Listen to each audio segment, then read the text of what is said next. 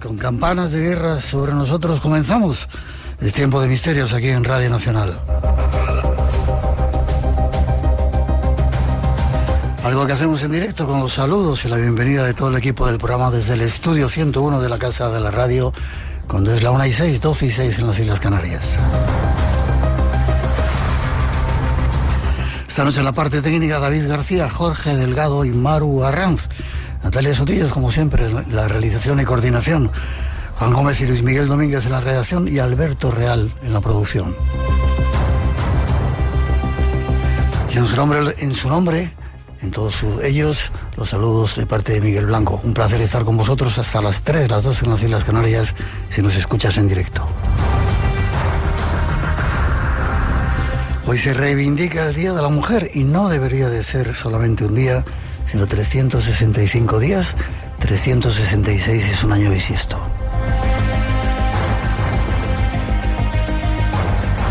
Y antes de comenzar, dar las gracias a todos los que vinieron a vernos al Teatro Ramos Carrión de Zamora.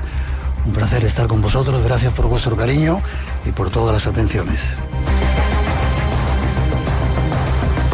Y a propósito de ese programa, no lo pudimos emitir la semana pasada porque se hizo un poquito más larga la gala de los premios Goya y entraron un poco en nuestra franja, pero no os preocupéis porque pronto vais a poder escuchar ese programa especial y no tenéis que perderoslo.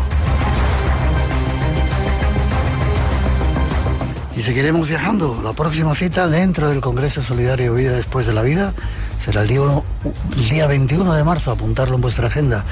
21 de marzo desde el Paraninfo de la Universidad de Alicante y comenzaremos el programa a las 7:30 de la tarde. Estáis todos invitados, no os lo perdáis porque también habrá muchas sorpresas. Tenemos forma de comunicar con vosotros. Déjate caer en nuestras redes. eBlanco Radio RN por WhatsApp 633 50 50 11 y en el mail espacioenblanco@rtve.es. Redes abiertas y preparadas para vuestra participación y para hoy esto es lo que os hemos preparado. Hoy en día, cuando hablamos de reliquias, hay quien piensa directamente en Harry Potter o Indiana Jones. Pero lejos de la ficción, ¿quieres conocer cuál es su origen? ¿Y por qué son tan importantes?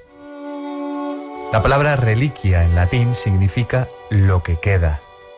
En sus orígenes, las reliquias eran restos de los cuerpos de los santos, pero con el paso del tiempo, también empezaron a serlo los objetos que habían usado. Su culto se popularizó durante la Edad Media. Durante siglos, miles de personas han recorrido el mundo con un objetivo: alcanzar las más valiosas. Y no solo Harry Potter o Indiana Jones buscan reliquias en la actualidad, ¿no? Así es, Miguel, así es. Esa es la verdad que pocos conocen. Sí. Sí, mucha gente, más de los que podemos imaginar. Saludar a nuestro invitado Juan José Revenga. Buenas noches. Buenas noches, Miguel. Encantado de estar contigo nuevamente. Un placer tenerte aquí. Déjame que te presente. ¿Comenzaste hace más de 20 años? O más de... ¿40? 40 puede ser. 40. Lo que pasa que nos echamos... Van pasando los años y la vida, pero lo principal es que seguimos confesando que hemos vivido. Sí, señor. Fotoperiodista, estuviste en los principales conflictos bélicos en Nicaragua, El Salvador, Colombia, Chechenia e Irak. Productor de documentales, está bien una vez hablándonos de algunos documentales que habías hecho en el Amazonas y en montones de lugares. Sí, la Cueva de los Tallos, montones en África, en Asia, por todo el mundo hemos hecho cosas. Te has dado unas cuantas vueltas por el mundo, pero muchas veces con gente de mala vida, ¿eh?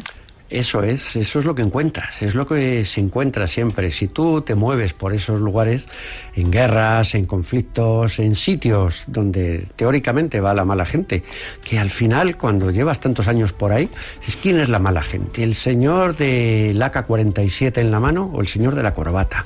Lo terminas dudando y cuando no encontramos quién es la mala gente, pues quizás es cuando empezamos a pensar que habría que hacer o vivir de otra manera.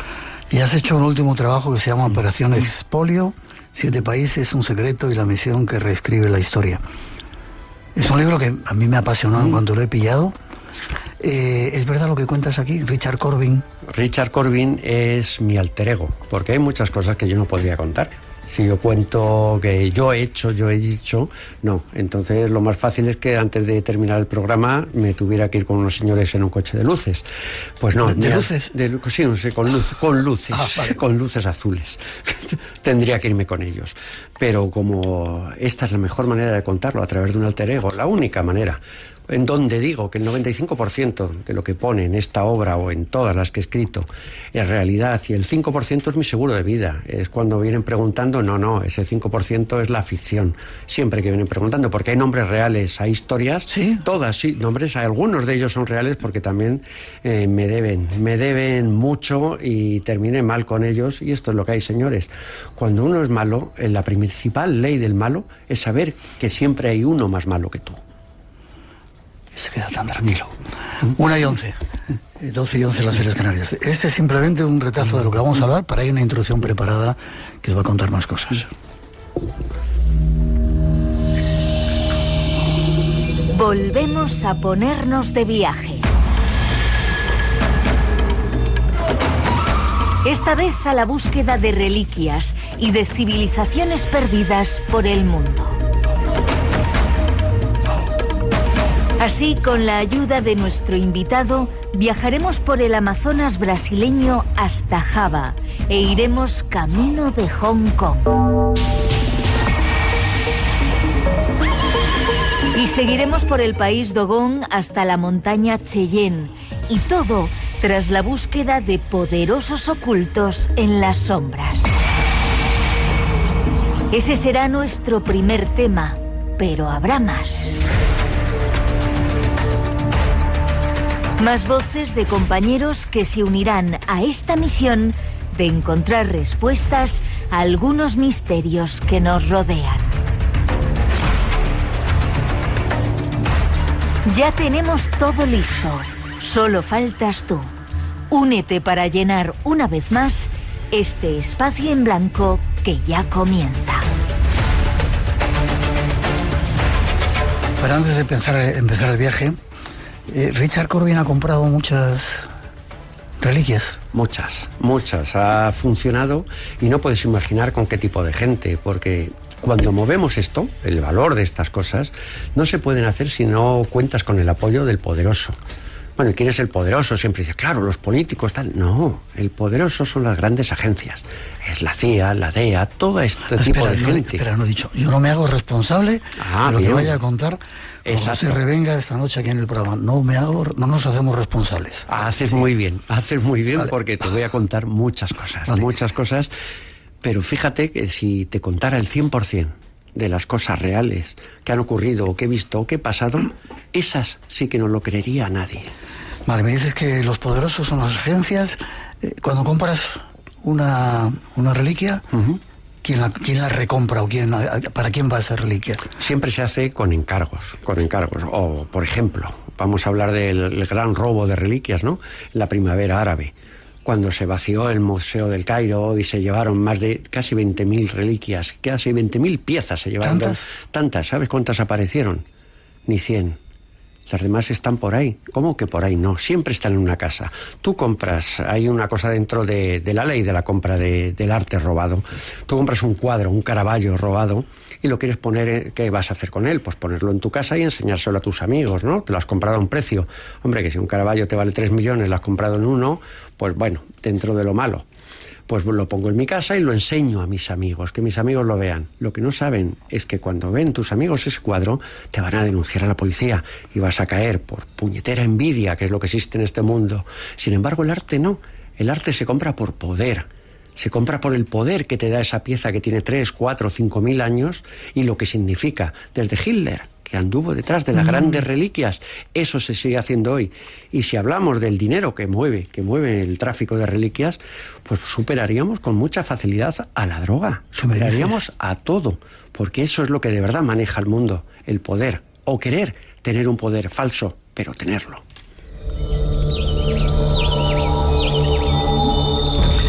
Es decir, que hay mucho mercado con ello. muchísimo mercado, y lo que te comentaba antes es que si no están los grandes detrás, no se podría hacer, no se podría manejar, no se podría mover nada. Todo lo que ocurre en este mundo, si tú quieres mover algo ilegal, tiene que ser a través de los grandes, que te digan que sí, todos llevan su comisión, todo funciona, y todo lo que se vende tienen que darle el visto bueno.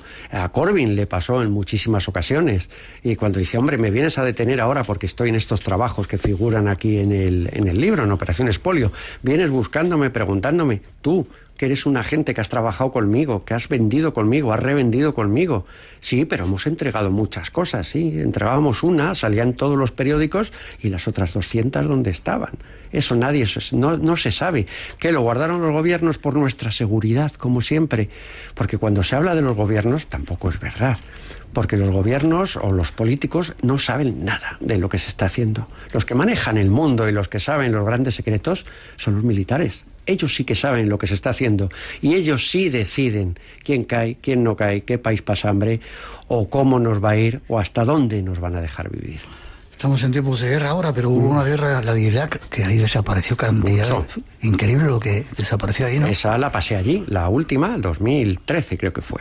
En la última yo estuve en Bagdad, estuve toda la invasión, la última invasión americana, estuve dentro, en el otro lado, porque para saber algo, para poder escribir o para poder decir de algo, tienes que estar en el lado de los oprimidos, no del opresor. El opresor te lleva y te enseña lo que ellos quieren enseñarte. Yeah. Pero cuando estás en el oprimido, estás viendo lo que pasa. Y claro, cuando estaban entrando por la avenida Rashid, estaban entrando los tanques americanos desfilando en Bagdad, yo estaba saliendo en un Chevrolet V8 hacia Jordania para huir y llevarme pues todo el material que tenía de fotografía, de vídeo, porque me lo iban a quitar todo por haber estado allí. Y al salir veo el Museo de Arqueología en Bagdad, un agujero perfecto en la pared y un montón de gente vestida de negro con pasamontañas entrando, saliendo y cargando sacos. La puerta, pues con su puerta esa, pues la seguridad que tenían allí, una puerta metálica con unas cadenas enormes, cerrada, habían entrado por ahí y de allí se llevaron la historia de la humanidad, la verdad, lo que no debemos de saber nunca los humanos. ¿Pero por qué no debemos de saberlo? No me engañe que es nuestra seguridad, no, es que a lo mejor se caen los palos del sombrajo de todas las civilizaciones si se supiera lo que se llevaron de allí o de dónde vino esta humanidad.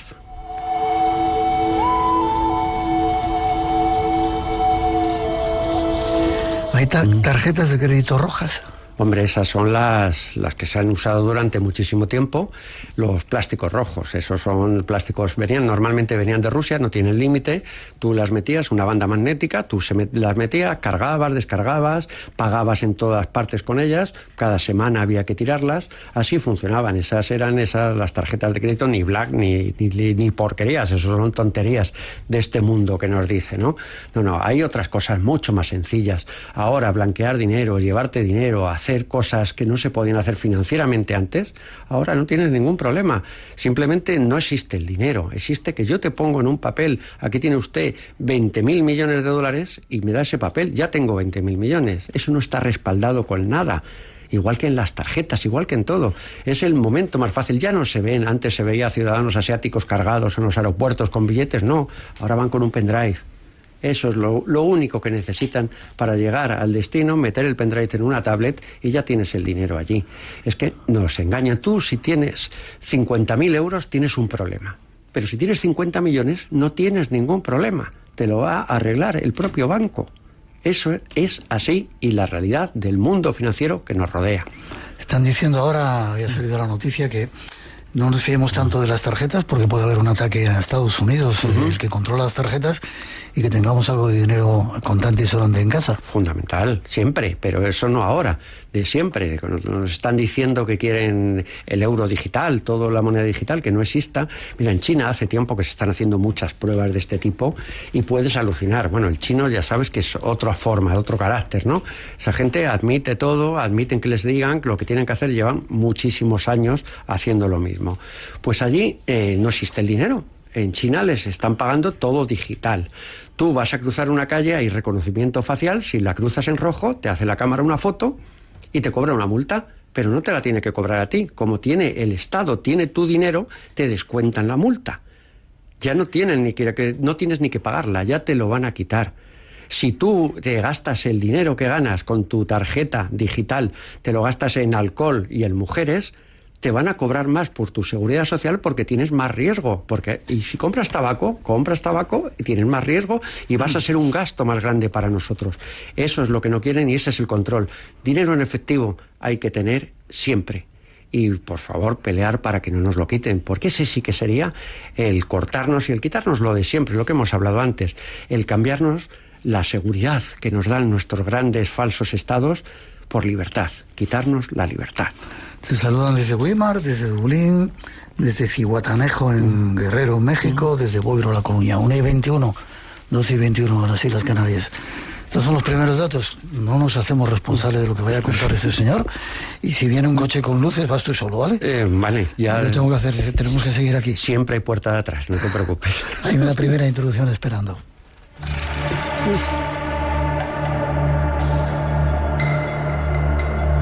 Comenzamos el viaje. Este es nuestro primer destino. Nos lo ofrece Crónicas del Misterio. En la profundidad del Amazonas se esconde un misterio que empieza a salir a la luz después de casi 500 años. Todos conocen la inmensidad de la selva amazónica, uno de los ecosistemas más densos y antiguos del planeta. Sin embargo, pocos saben que en 1542 el explorador español Francisco de Orellana aseguró haber visto ciudades avanzadas en su interior. Relató haber encontrado caminos, construcciones geométricas y pueblos prósperos. Pero cuando otros llegaron 100 años después, no había rastro alguno. Durante siglos, su historia fue considerada una fantasía. Hasta hoy, nuevas tecnologías comenzaron a revelar restos ocultos bajo la densa vegetación, y lo que emerge podría confirmar su relato y cambiar para siempre lo que sabemos sobre el pasado de América. Los antiguos conquistadores españoles lo sabían. Conocían la existencia de ciudades perdidas en la inmensidad de la selva. Y aquí empieza nuestra ruta, con un encargo. Tú, Juan José, has tenido la oportunidad de conocer bien el Amazonas, has hecho documentales ahí, ¿verdad? Sí, muchas expediciones y muchas búsquedas de ciudades perdidas, porque sigue siendo algo que de verdad creo que existieron, he encontrado muchísimos vestigios, muchísimas cosas, y he pasado años perdido en la selva buscando, sobre todo buscando respuestas, que eso es lo más importante de la vida, el preguntar. Dejamos esa pregunta para resolverla si podemos al final. Bien. ¿Quién se está aprovechando del Amazonas? Yo las veces que he podido estar allí, pobres indígenas que le quitaban la tierra por petróleo, ¿qué está pasando en el Amazonas que no conocemos? Oro. Sí, hombre, en el Amazonas, mira, ahora mismo dicen, no, es que puede haber todavía pueblos sin contactar. Claro que los hay. Hay pueblos sin contactar en zonas donde no le interesa al hombre, no al hombre blanco, al hombre civilizado le interesa entrar. Porque donde hay petróleo, hay gas, hay minería, lo están destrozando. Maderas nobles, están destrozándolo todo. Y todavía sigue la gente viviendo o malviviendo en zonas donde no existen estos recursos naturales o minerales, que es en la menor parte. La mayor parte de los sitios más ricos del planeta, pues porque no ha entrado nunca nadie a buscar, ni a excavar, ni a intentar sacar sus riquezas. Y los indígenas viven allí, pero todos, hay gente sin contactar, pero que han tenido fuera, no les dicen nunca dónde viven y hablan con buhoneros. Muchos pueblos que te encuentras que no habían contactado con el blanco, habían contactado pues los guerreros que salen al intercambio de pieles, que cambian las pieles pues, por palanganas de plástico y cosas de esas. Y llegas a un poblado perdido y te encuentras las palanganas, te encuentras las 4 porquerías que les han dado a cambio de pieles de guacamayos, la época en la que se vendían los guacamayos. Un guacamayo valía $3.000 vivo en Alemania, por ejemplo, y tú veías ese tráfico, ese tráfico, fíjate, lo llevaban los yugoslavos de entonces. ¿Sí? Los llevaban los yugoslavos y la manera es que, no es que sea curiosa, es una anécdota, pero de dónde llega el salvajismo o el gran problema, que el gran problema no es, siempre es el humano, el ser humano. Pues los guacamayos se compraban en la Amazonia, se lo compraban al nativo, pues a lo mejor le daban pues 2 kilos de arroz por un guacamayo. Ese guacamayo se pelaba y se metía en un tubo de planos. ¿Qué dices? Ese tubo de planos se metía en una maleta sansonite con otros, en total eran 8 y 16 guacamayos venían metidos en tubos de sansonite con media pastilla de Valium cada guacamayo para dejarle medio atontado. Ese guacamayo llegaba a Alemania. De los 16 que venían, pues a lo mejor habían muerto 6. Bueno, quedaban 10. cada uno valía 3.000-4.000 euros de entonces, hasta se llegaban a pagar hasta 6.000 euros por un guacamayo. Digo, ¿y las plumas? Pero si los habéis pelado para meterlos en el tubo, porque si no, no caben dentro de un tubo de planos. Dice, no, las plumas luego les crecen. Ese era el salvajismo del ser humano, ya no con los animales, con la naturaleza, el desprecio. Ese desprecio a la naturaleza, que sobre dinero, y sobre el dinero todo vale, pieles de cocodrilo, todo valía allí en la Amazonia. Y ahora mismo la Amazonia, pues hombre, sigue habiendo sitios que merecen la pena y que todavía no ha pisado el hombre, pero ha perdido muchísimo. Tú encontrabas poblados que eran la gente con el mazato, no había otra cosa, nada más que eso, beber, cazar y las mujeres trabajando. Y ahora te encuentras prácticamente que les han construido casas de concreto, tienen sus servicios, tal. Bien, que el mundo avanza, pero déjales vivir su vida. No les des 4 cosas para conseguir, o unos simples votos. Tú les dabas una camiseta y ya te venías con el voto suyo, con su huella dactilar puesta, por darles una camiseta. Cosas de este tipo. O cuando no votaban, se sabe, por ejemplo, en el Perú, que había pues 400.000 indígenas que estaban perdidos, no sabía dónde. Esos 400.000 votos eran para el partido que estaba presentándose en aquel momento. Siempre ha sido así, aprovecharlo. Aprovechar ese gran mundo, que sin ese mundo no viviríamos, sin la Amazonia. Pero bueno, poco nos queda. Es igual cuando te hablo de las sabanas de África, de los grandes parques naturales, que conozco todos, Kruger, Masai Mara, Serengeti, todos, en Botswana, todos. Y eso, de verdad, tenemos que darnos prisa, porque yo creo que nuestros hijos no lo van a conocer, o no lo van a conocer al menos así. Es demasiado grande el negocio, el interés que hay para que eso se pueda mantener. Porque este mundo, tarde o temprano, no pensemos que en 2000 años vamos a seguir aquí. Nos lo vamos a cargar, pero nos lo vamos a cargar nosotros. No va a ser el asteroide que va a venir. Nos lo cargaremos nosotros, porque el problema es el ser humano. Te saludan desde Quesada, en Jaén, y desde Mollet del Vallès, en Barcelona. Hablando de los indígenas, tuve la oportunidad de estar con los guauranis, y les habían construido casas de concreto, como tú dices, y tenían una palmera, seguramente alguno estará escuchando el programa, con wifi, para poder escuchar, increíble. Desde el sur de la Patagonia de Chile también te saludan, siempre agradecido por acompañarles, dice, cada noche con pensamiento crítico. 1:28, no sé si te iba a preguntar alguna otra. Y en el Amazonas también hay narcos. Hombre, claro, guerrillas. Es la manera de esconderse. Allí quien entra y dices, bueno, claro, ahora ya estamos más fastidiados, ¿no? Con los GPS y con todo esto, que estés donde estés, como tengas un celular, estás caído y estás pillado. Pero es la manera de esconderse o de montar. Antes se montaban, yo he estado en asaltos a grandes narcofactorías con el ejército colombiano, he estado en asaltos de bajarte del barco, de tal, y bajarte y encontrarte la gran narcofactoría, 4 tiros, tal, la narcofactoría ya estaba vacía. Ya les habían dicho que ni iba a llegar. Es que ese es el gran negocio del mundo, pero es un negocio, ¿por qué? Por eso mismo, porque lo llevan, dicen, no, es que el sargento o algún soldado ha debido decir algo. No, señores, esto es mucho más arriba. Siempre que hay un problema de ese tipo, chivatazos y negocio, vaya usted más arriba. Ah, el capitán, uy, pobrecito, está usted hablando del de abajo del todo. 1:28, 12:28, no, Islas Canarias. Primeros datos, va a ser más cruda la cosa y no nos hacemos responsables de lo que cuente. Vamos con la segunda parte, nos seguimos con viajes. Espacio en Blanco, con Miguel Blanco, aquí, en Radio Nacional.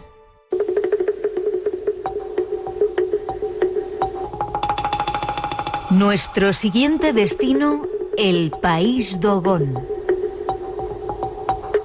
En el canal Saber Sin Frontera encontramos los siguientes datos. ¿Y si te dijera que una tribu africana conoce secretos del universo? Que la ciencia moderna apenas descubrió hace unas décadas. Te hablo de los Dogon, una tribu que vive en Mali, África Occidental, aislados en los acantilados de Bandiagara. Lo impresionante no es solo su historia, sino lo que saben sobre el espacio. Desde hace siglos, los Dogon afirman que la estrella Sirio tiene una compañera invisible, Sirio B. Una estrella enana blanca tan pequeña y densa que no puede verse a simple vista, ni siquiera con telescopios antiguos.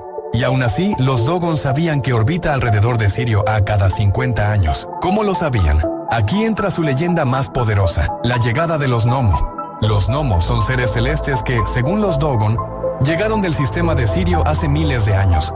Los describen como seres anfibios, mitad humanos, mitad peces, con cuerpos largos y flexibles, piel húmeda y una profunda sabiduría. Según la tradición, descendieron del cielo en una nave brillante, parecida a un disco giratorio que echaba vapor y fuego al aterrizar. Hasta este remoto lugar nos trae nuestro invitado, pero no solo para descubrir el misterio de los dogones, sino para algo más terrestre, más tenebroso. Qué lugar tan increíble, Mali, ¿eh? Y esa falla de Bandiagara, ¿eh? Otro mundo, es otro mundo y otra cultura, porque cambiamos de eso de un país totalmente islamista a llegar al país Dogón. En el país Dogón siguen creyendo el gnomo, siguen creyendo en aquel ser que vino del cielo en una pluma plateada, que bajó y les enseñó. Y todavía su vida se basa en eso, se basa en juntarse todos los días y hablar de eso que les contaron, de las enseñanzas e interpretarlas. De eso se basa su vida hoy en día. Todavía siguen creyendo, están atacados por todos lados intentando los musulmanes entrar allí, pero ellos siguen con su mundo, con su cultura, y se creen como otros pueblos en el mundo, o sabemos como otros pueblos en el mundo, son los enviados de los dioses, o los que los dioses designaron como sus discípulos aquí. Elegidos. Los elegidos. También los elegidos eran los israelitas, cuidado. No digo nada.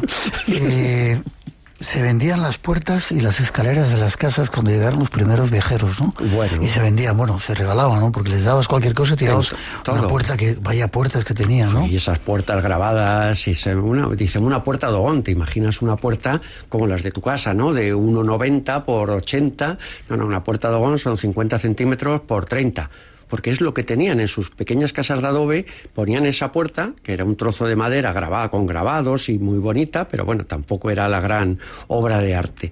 Y claro, cuando entraba el enemigo, los musulmanes que intentaban entrar, abrían la puerta y por ese trozo les iban matando uno a uno a los musulmanes según intentaban entrar. O las escaleras Dogón, que no te hablaban de eso en Bélgica en aquellos años, en los 90. Una escalera Dogón, ¿no? Que vale una fortuna, una escalera Dogón, y cuando llegabas allí las comprabas, era un trozo de madera, un tronco, con unos machetazos y algún labrado. Claro, luego llegaba ya el anticuario, le ponía una peana de mármol, unas luces halógenas, súper bonito, y aquello valía una fortuna. Eso se podía comprar y traficar en aquellos momentos. Si le habías dado al señor a lo mejor un burro por ello, ¿no? Que le habías cogido en el poblado al lado el burro y le dabas el burro. El problema no era la cantidad o darle el dinero. El problema es que te decía el señor, como es África, de sencilla y de clara, te decía, vale, si yo esto se lo doy por menos, por 3 huevos, pero ¿cómo cierro la puerta de mi casa si le doy a usted la puerta? O ¿cómo subo al tejado de mi casa si le doy la escalera? Ese era el problema. Es decir, bueno, pues al final aprendió Corbin a llegar al poblado anterior, fabricar escaleras, fabricar puertas y llevárselas. No, me das esta y te doy esta. Ah, vale, pero bueno, vale, pues llévese la buena y me da esta recién fabricada, que es de mejor madera y todo, se la acababan de hacer en el poblado al lado. Ahí no había problema. Era un poco la picaresca, pero todos ganaban, porque siempre, cuando hay un negocio de este tipo, se gana dinero en arqueología o en lo que sea, siempre hay que tener una norma bien clara. Si hay dinero, es para todos tenemos que ganar. Si no lo hay, nos jodemos todos. Pero si hay, es para todos.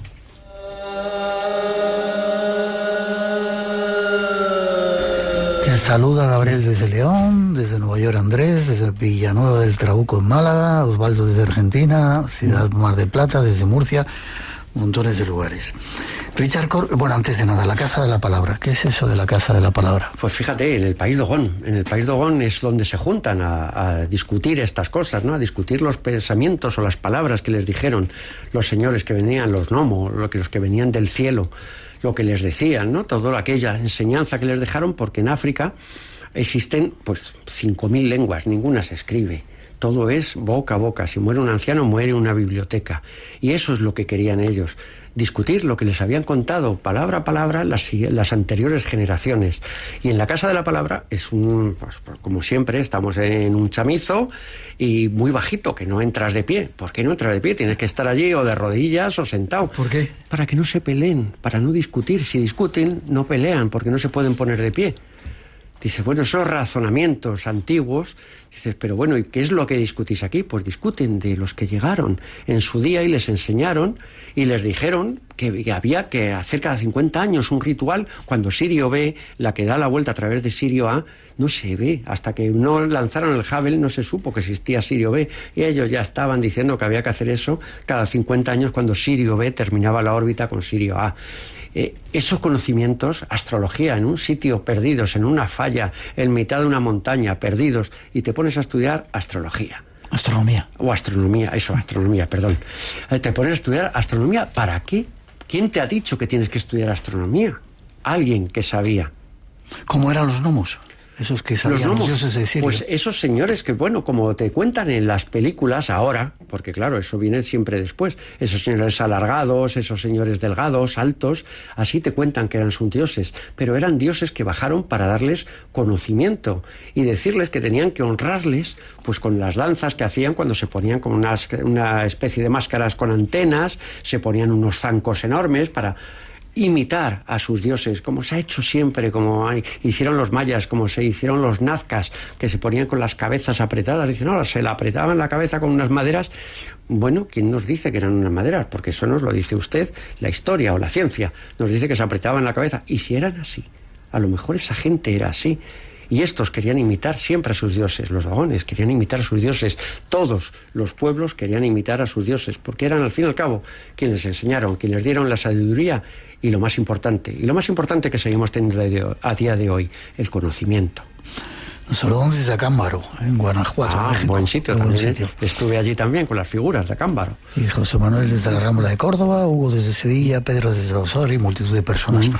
En la Casa de la Palabra de los Dogones, ahí en Bandiagara, se guardaban esas reliquias. Reliquias, las grandes puertas, las grandes piezas, todo lo bueno, todo lo que sus dioses les dijeron cómo hacer, se guardaban allí. En la Casa de la Palabra, ahí tienen todo.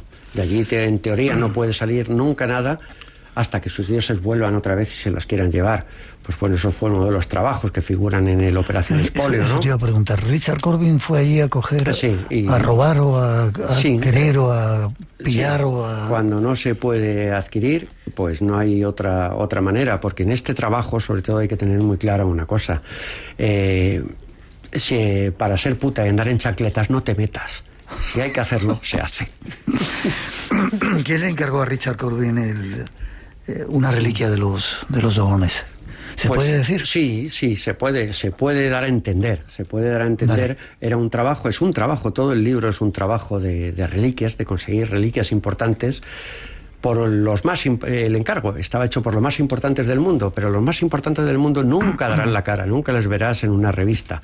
Esto se había encargado a la mafia de Hong Kong. La mafia de Hong Kong es la más poderosa y es la que sabe a quién buscar para encontrar esas cosas. La mafia de Hong Kong, en el libro, se cuenta que contratan a un señor en Brasil, que es también un traficante, un hijo de descendientes alemanes, se cuenta esa historia y se dice, esto hay que hacerlo de esta manera. Y de esa manera él sabe quién contratar. Y Corbin llevaba muchos años vendiendo historias por Irak, por todo el mundo, en Yugoslavia, en antigua Yugoslavia, en Rusia, porque Corbin también vivió, mi alter ego también vivió en Rusia, aquellos años del cambio, del 89 al 94 del siglo pasado, que aquello era, pues bueno, pues era todo valía. Se podía pillar de todo, se podía encontrar de todo, y tuvo una anécdota muy interesante Corbin con el hijo de Brezhnev. En aquel momento el hijo de Brezhnev llevaba todo el tema de droga, prostitución en Rusia, llevaba todo. Lo está contando, Richard Corbin, ¿no? Sí, sí, eso es lo que encontró y con quién hablaba Corbin en aquellos días de Moscú, y cada vez que inauguraba un nuevo lupanar el hijo de este señor, pues Corbin iba como invitado. Y en una de esas le preguntó al hijo de este señor, le dijo, pero ¿cómo habéis conseguido este nivel de corrupción, de robo? ¿Cómo lo habéis podido conseguir los rusos? Y este señor le puso una mano en el hombro a Corbin y le dijo, mira, te lo voy a explicar muy fácil. Cuando los sicilianos eran cabreros, nosotros teníamos mafia.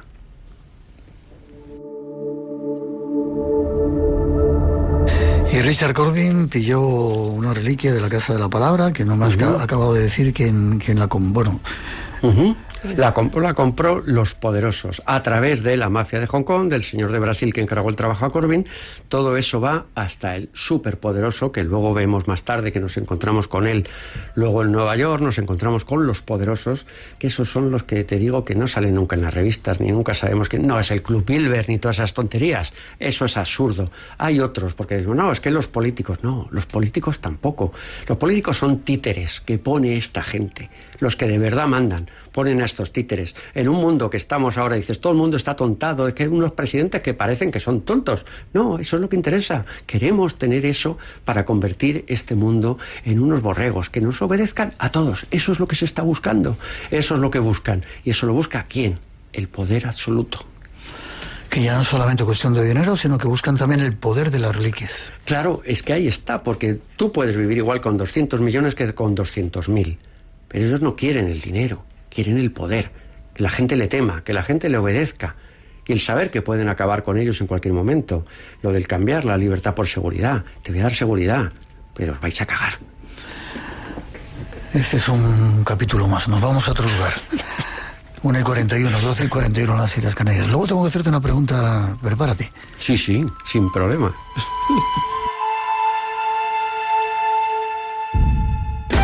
Radio Nacional de España. La radio por delante. No queremos el ingreso de España en la OTAN. En el momento en que nosotros gobernemos, convocaremos un referéndum. Esta semana en Documentos, referéndum sobre la OTAN, la última batalla de la transición. Hubiera sido muy difícil que España acabara negociando su entrada en la Comunidad Económica Europea. Nicolás Redondo, que era el secretario de UGT, mantuvo el que no. El PSC mantuvo el que no. Documentos, en la medianoche del domingo al lunes, las 11 en Canarias, Radio Nacional de España. Y cuando quieras en RNE Audio. El problema importante es si debemos o no estar en la Alianza Atlántica. Y a mí me parece que debemos estar. Podíamos hacer la carrera de piloto, las mujeres solo y exclusivamente podíamos optar por la escuela. Las voces de todas. El primer requisito para presentarte a la academia era ser varón. El trato que reciben las mujeres que juegan a videojuegos no es de buen gusto. Un siglo de mujeres tomando la palabra. Por ser mujer y además tener una deficiencia visual, y he tenido que luchar para quitarme esa sobreprotección. 8 de marzo.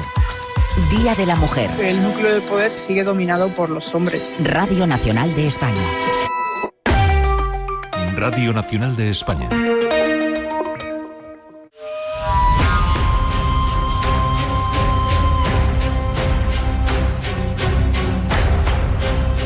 Volamos por medio mundo hasta otra tierra sagrada, la de los Hopi.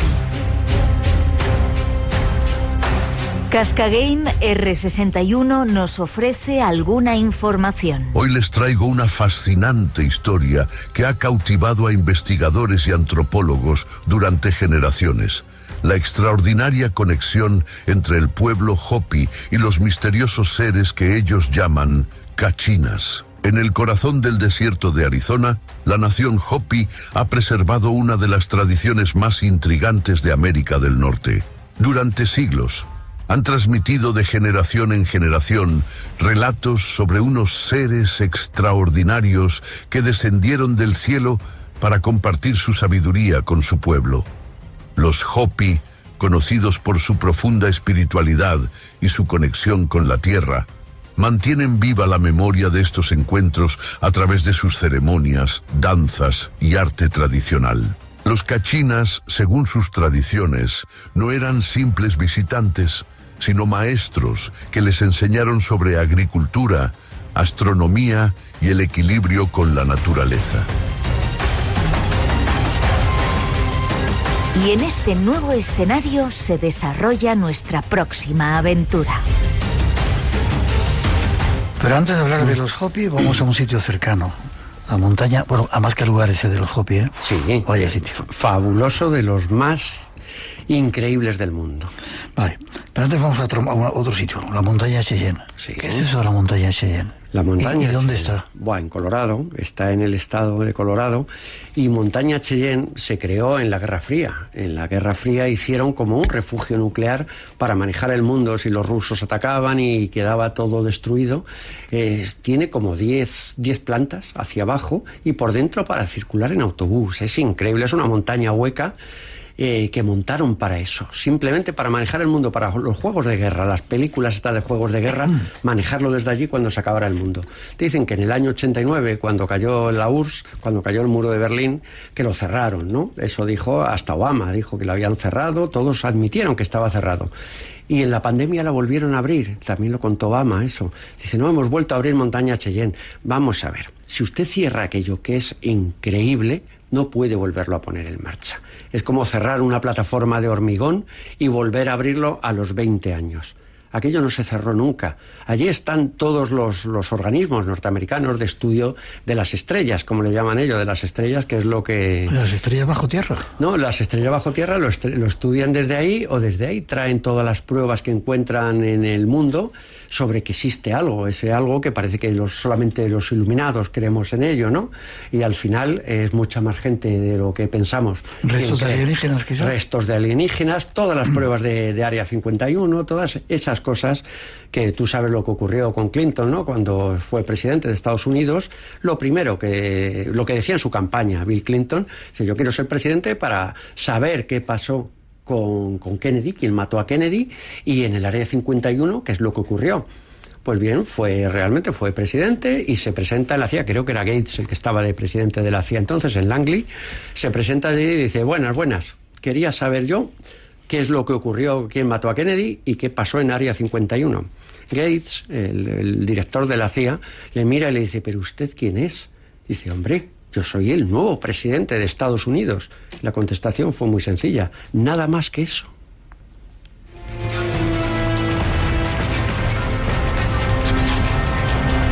Curiosa contestación. ¿Y qué hay allí? ¿Llevan científicos para estudiar o...? A mí la verdad, me tenía siempre muy intrigado Montaña Cheyenne. Yo conocí en El Salvador en el 78,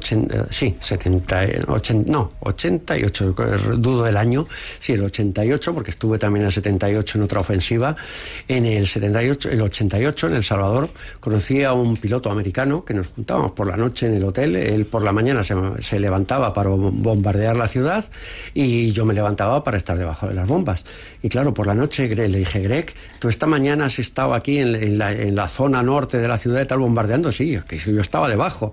Y él me decía, bueno, ¿con quién hablo? Con una persona, estoy hablando con un fantasma. Digo, pues no lo sé, hicimos mucha amistad.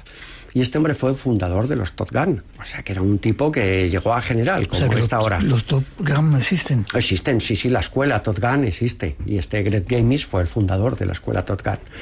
Y este hombre, pues bueno, hice mucha amistad con él, y con él llegué a hacer el primer viaje a Montaña Cheyenne. El que estaba de general allí era íntimo amigo suyo y me dijo, ¿quieres venir conmigo? Digo, que seguiré contigo, pero rodando. ¿Pero tú o Richard Corbin? ¿Quién iba? Bueno, en aquel momento creo que fue Corbin, sí, que fue Corbin en un momento así de lucidez. No te pongas medallas, vamos a dejar que sea Richard Corbin. Era Corbin el amigo de Greg, el amigo de Greg. Pues allí entramos, me llevó hasta allí, fue pues entrar en un mundo, eran también en los años 90, era entrar en un mundo increíble, aquel mundo que decían que estaba ya cerrado, que ya lo acababan de cerrar porque ya se había terminado la Guerra Fría. Pues bueno, entrar allí era como meterte en un autobús y andar 2 o 3 kilómetros en el autobús hasta que te metieran en ascensores y bajabas como 30 metros, como 10 pisos, podías bajar hasta que veías los almacenes. Empezaban los ordenadores entonces, se veían grandes salas. En aquellos tiempos un ordenador te ocupaba pues una casa entera. Un ordenador, que soy un portátil, era una casa entera lo que había de luces y de ceros y unos, de luces, ceros y unos, todo lo que se controlaba allí. Era todo el control de guerra, que decían. Luego estaba también el Centro de Estudios del Espacio, también lo tenían allí. La historia aquella de la película del Stargate. El Stargate decían que estaba allí, que estaba en Montaña Cheyenne. Y allí y vi muchísimas cosas, sobre todo de estudio y de investigación.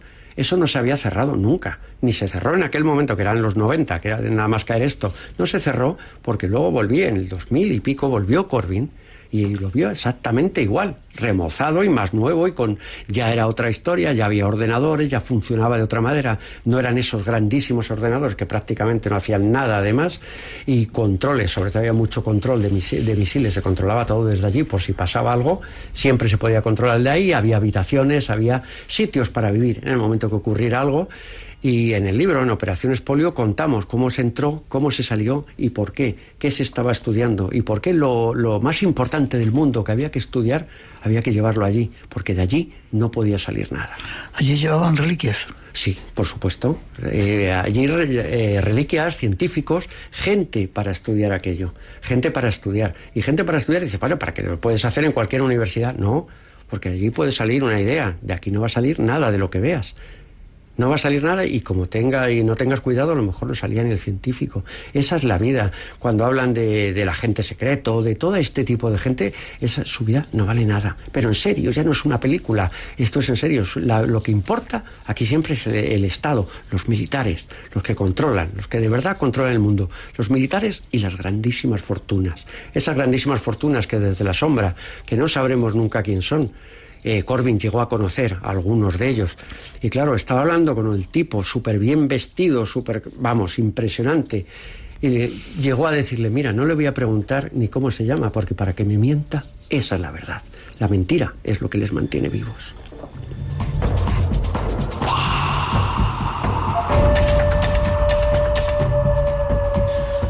Pues ahí son las flautas de los Hopi. Vamos con los Hopi. ¿Qué tienen los Hopi? ¿O qué tenía? O bueno, ¿qué tienen? Tienen y tendrán. Fíjate, el pueblo Hopi, dice, bueno, otros pues, nativos como los Sioux, Cheyennes, Pawnees, otro pueblo nativo, navajos que están al lado. No tienen nada que ver. Todos estos viven en reservas, pero el Hopi tiene su reserva que te prohíben entrar a verlos para salvar su cultura. Los demás no tienen cultura, los demás pueblos nativos, solamente los Hopi, a los que se prohíbe entrar. Vale, muchas de esas otras etnias están en reserva, todos. Y alcoholizadas, o les han dado el juego para que mantenerles, para que les perdonen, ¿no? Como decían, ¿no? Para que les perdonen todo lo que hicieron contra ellos, ahora les dan el juego, su propia policía, pues bueno, eso de lavarse la cara, intentar lavarse la cara, ¿no? Vale. Pero los Hopi son especiales. Es un pueblo, tú fíjate, hablamos de gente que ha ido a verlos, porque es muy difícil entrar a verlos, pero por ejemplo, Armstrong, aparte de ir a la cueva de los tallos, de ir a la luna, Neil Armstrong estuvo con los Hopi. Dice, hombre, Neil Armstrong estuvo con ellos, Charles Chaplin, que era otro iniciado. Dice, no, era un cómico, no, era un iniciado. Albert Einstein fue a ver a los Hopi. Y Armstrong, no olvidemos que era masón nivel 33, máximo masón, máximo conocedor del conocimiento, y fue a ver a los Hopi. ¿Qué sabían que había allí? Pues sí, había algo especial. Ese algo especial es que los Hopi son los guardianes del mundo, como ellos se consideran, del mundo de la naturaleza. Y Armstrong, cuando pisa la luna, cuando aterrizan, cuando alucinan, cuando llegan realizan el alunizaje con el módulo, lo primero que dice no es, esto es un pequeño paso para la humanidad, un gran paso para el hombre, tal. No, lo primero que dice, el águila se posa en la luna. Una frase que decían los Hopi, el día que el águila se pose en la luna, se acabará el mundo, empezará el fin del mundo.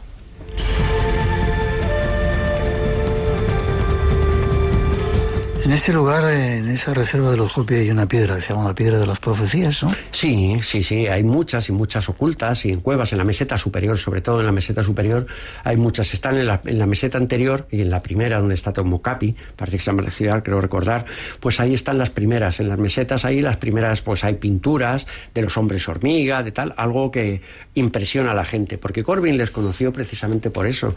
Les conoció cuando ellos querían vender reliquias que no eran ciertas. Sí, no eran ciertas, porque no iban a vender las piedras de las paredes, pues vendían flechas, vendían montones de cosas de los Hopi que Corbyn se las conseguía colocar a muy buenos precios en el mercado internacional, porque lo importante no es tener algo para vender, lo importante es el comprador. Tener no es el seller, es el buller, el tener quien compra. El tener quien compra es lo importante en el mundo. Tú puedes tener lo más maravilloso, pero si no tienes al que te lo va a pagar, no vale nada. Vale lo que te den las cosas por ella.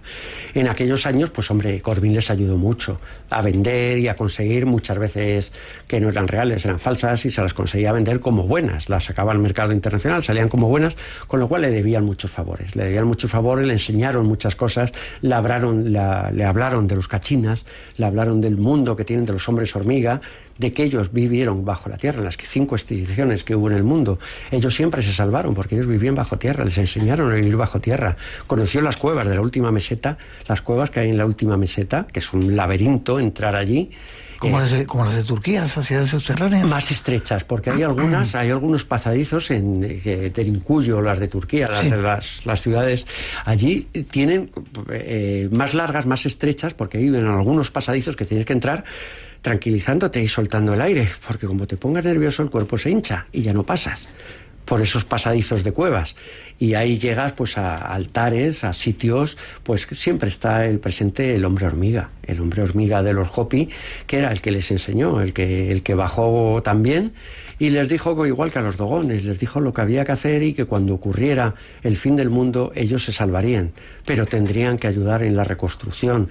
Tienen un misticismo que no tienen los demás pueblos, y más los pueblos indígenas americanos, que todos tienen su misticismo, todos, pero este es especial. Estos creen en el mundo, creen en la naturaleza y sobre todo creen que fueron los elegidos, y conociéndolos, y una vez que estás allí te das cuenta que no están equivocados en lo que dicen.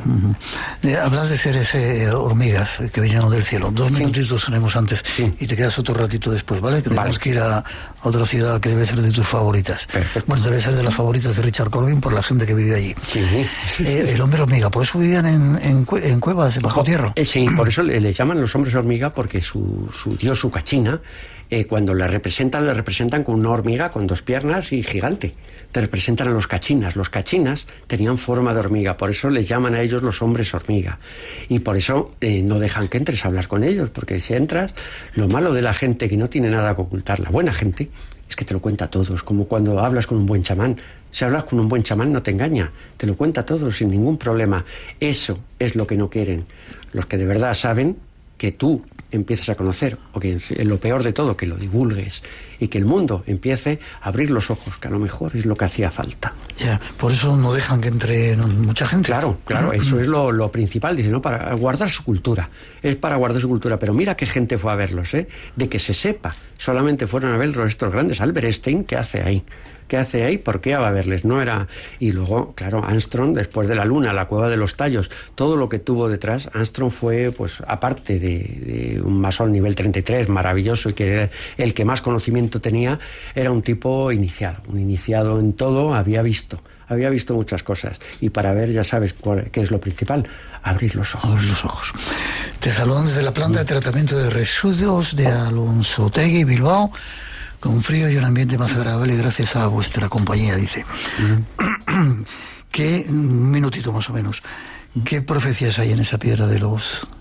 Pues profecías? La profecía se basa siempre en el águila, cuando se posara en la luna, que se iba a acabar el mundo, o iba a haber, como te dicen los chamanes Hopi, no es que se acabe el mundo, es un reinicio.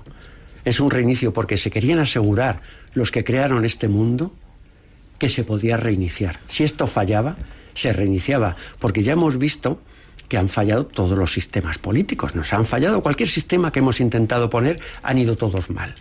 Bien, entonces ¿cuál es el problema? Me decían los Hopi, el problema no es el sistema político, el problema es el hombre. ¿Y hay que acabar con él? No, es el ser humano como le tenemos ahora mismo, a lo mejor hay que reiniciarle, otra vez empezar a funcionar y a crear un mundo nuevo, en el que creamos otra cosa, otra manera de vivir, otra falta de egoísmos, otra falta sobre todo de ansiedad, de querer tener todo, de querer, porque ya no es quiero vivir bien, no, quiero tener todo, y sobre todo quiero que me teman. Eso es lo que tiene el hombre, quiero que me teman.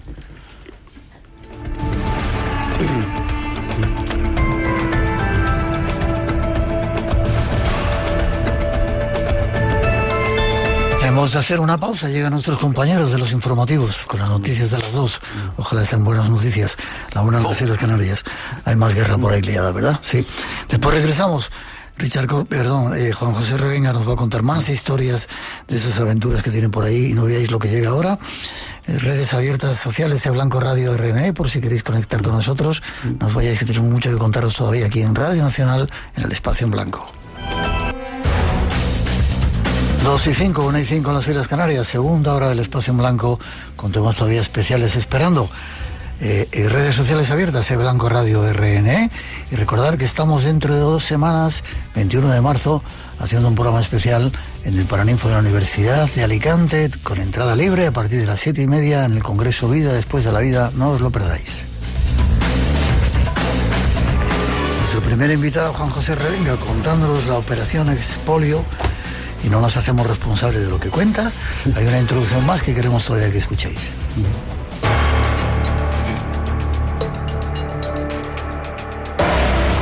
El siguiente destino, Ciudad Juárez.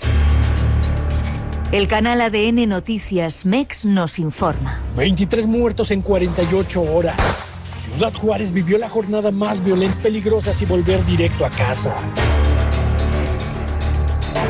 El mundo de los narcos y su poder es el argumento en el que ahora deseamos adentrarnos. Ciudad Juárez debe ser uno de los sitios favoritos de Richard Corbin, ¿no? Exactamente. Se debe mover ahí como...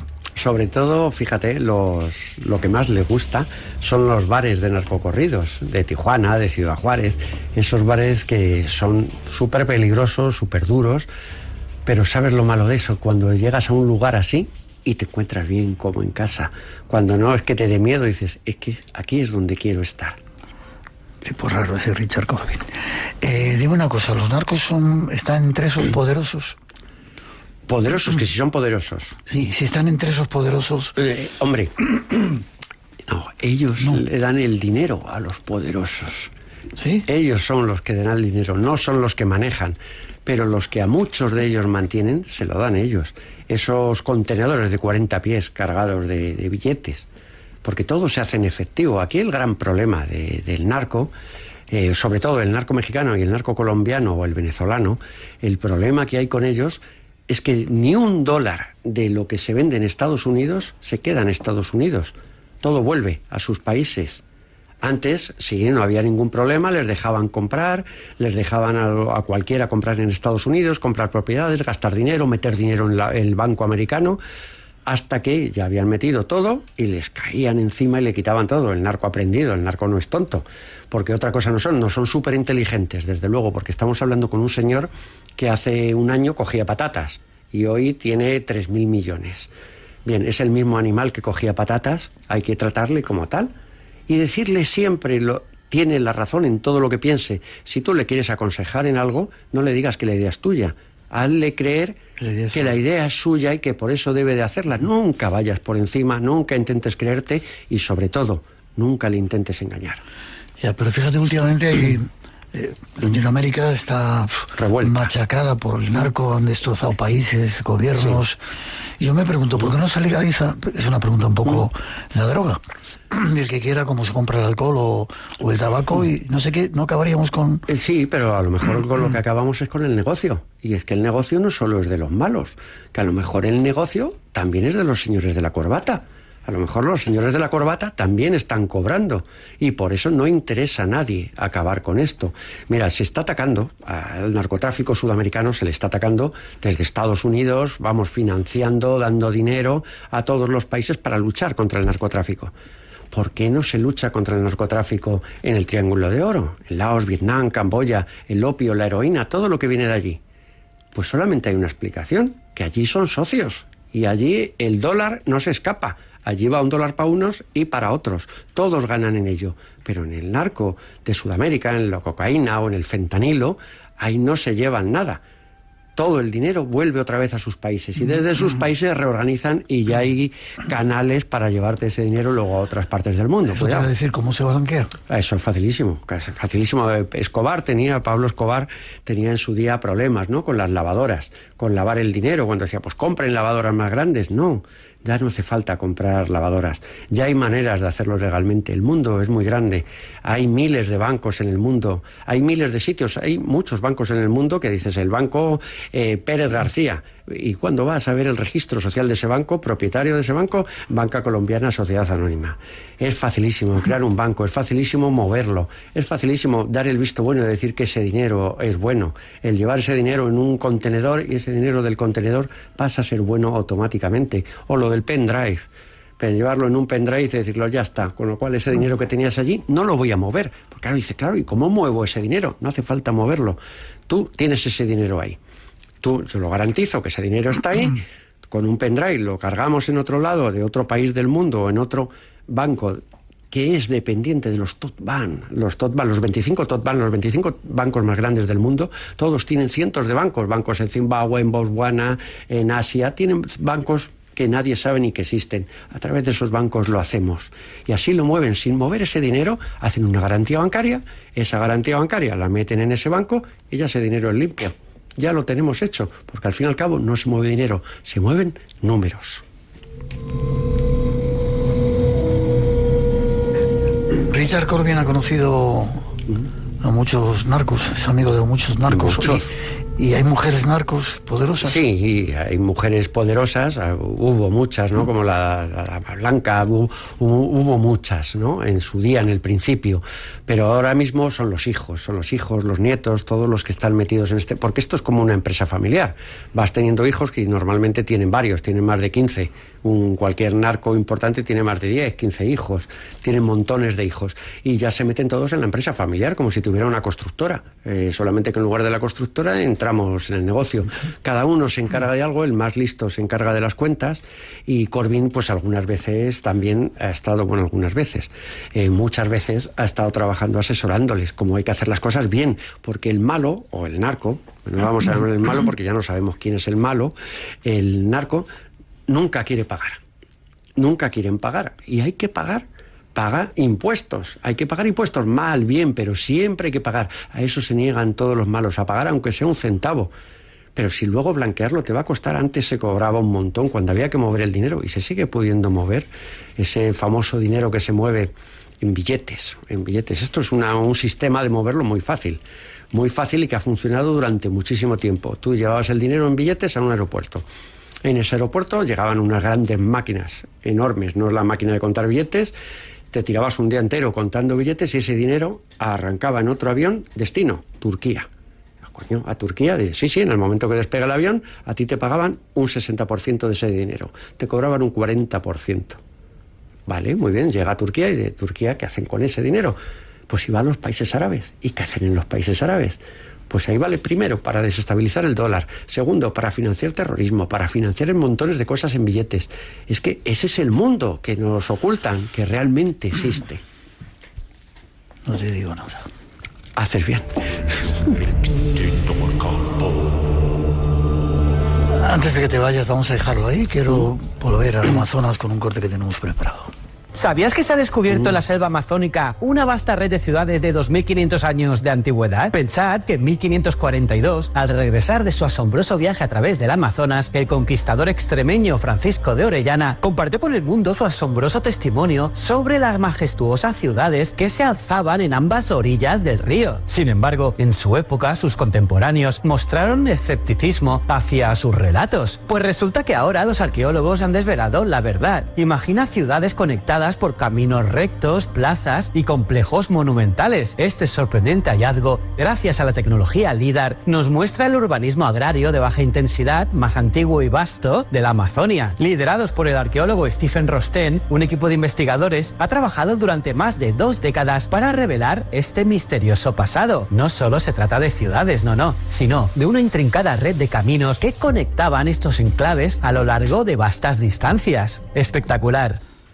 Tú has estado muchas veces en la selva, has estado en la Cueva de los Tallos, has hecho documentales acerca de ciudades perdidas e incluso has descubierto el Paititi o... Sí, y las entradas al Paititi, esas ciudades que te encuentras, que te encuentras en mitad de la selva, después de 20 días caminando por la selva, y te encuentras construcciones de piedra con argamasa. En aquellos años no construían, los incas jamás construyeron con argamasa. Nadie construyó de esa manera. Te encuentras esas ciudades que parecen ciudades costeras. Claro, es que hace 70.000 años el Amazonas, o la altura del mar, era 150 metros más alto. Y hoy en día el mar está 150 metros más abajo del Amazonas, con lo cual eran las ciudades costeras lo que había antes. Porque también pensemos en civilizaciones. ¿Somos la única civilización que ha poblado este planeta en 5.000 millones de años?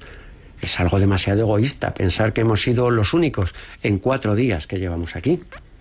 ¿Ha habido anteriores, quizás? Pues muchas civilizaciones anteriores que terminan desapareciendo, terminan cubriéndose como nos pasaría a nosotros, o como nos pasará, que en 100 años no habrá ningún vestigio de que hemos estado aquí.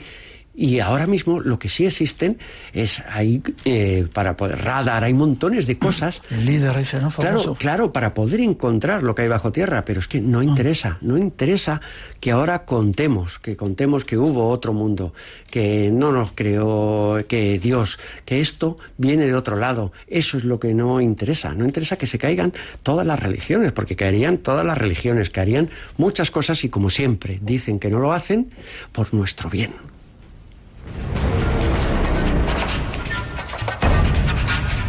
Y entonces, ¿qué es lo que plantea Richard Corbin en el libro?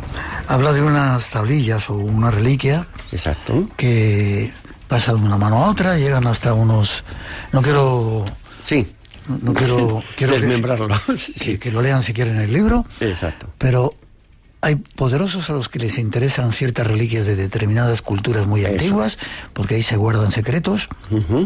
Exacto, y de ahí lo que hacemos uniendo esas reliquias es conseguir que una cuarta reliquia nos dé un resultado, nos dé un poder. ¿Un poder de qué? ¿De qué poder puede tener? El reinicio. El poder del reinicio sería por una parte. Y si no se consigue el reinicio, ¿qué poder tendría? Si no quieres hacer el reinicio y empezar otra vez, ¿qué poder tendría?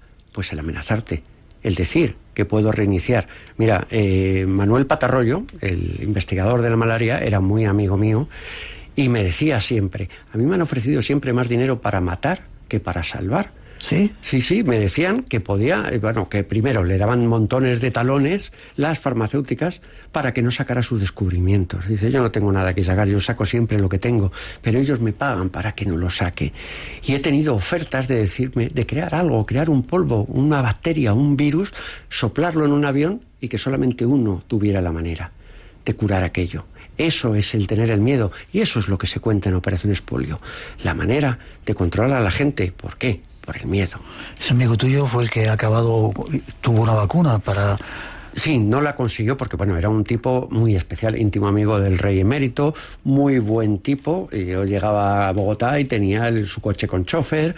Con Manuel Patarroyo tuve muchísimas experiencias, me enseñó muchísimas cosas y te puedo decir, una anécdota también suya. Me enseñaba los libros de los monos, en Leticia, tenía allí una granja con los monos y les iba haciendo pruebas de la malaria. Y era una vacuna química. Claro, yo le decía, una vacuna química es que si funciona con esto, funciona con todo. Simplemente vamos cambiando la manera de hacerla. Claro, eso es, claro. Y me enseña los libros y me dice, mira, en estos 10 monos ha funcionado en 7. En el siguiente, en 1. En el siguiente, en ninguno. En el otro, en todos. Entonces, esto es lo que es suerte, ¿no? Dice, hombre, no digas eso, que llevo 25 años viviendo de esto. Al señor que le ofrecía el matar.